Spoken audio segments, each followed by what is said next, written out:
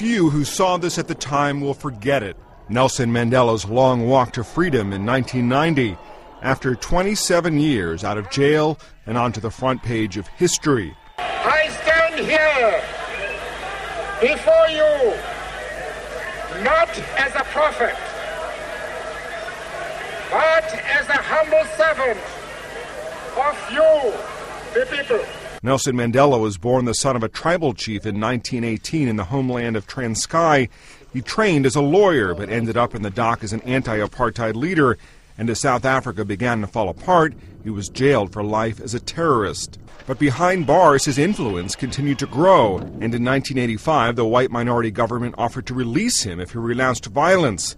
In a response conveyed by his daughter, Mandela said no. But I cannot sell my birthright, nor am I prepared to sell the birthright of the people to be free. 5 years later, though, he was free, and with his election as president in 1994, South Africa's black majority was finally in charge. But it was what Mandela did from then on that has sealed his place in history. Instead of retribution, he set the country on a path to reconciliation, becoming an elder statesman not just for South Africans, but for people across the globe. His private life was never really private, and the world was watching when he divorced his wife Winnie, and later when he married Graça Machel, the widow of a former president of Mozambique. And he never quite got around to retiring. Ladies and gentlemen, the one, the only, the birthday boy, Nelson Mandela.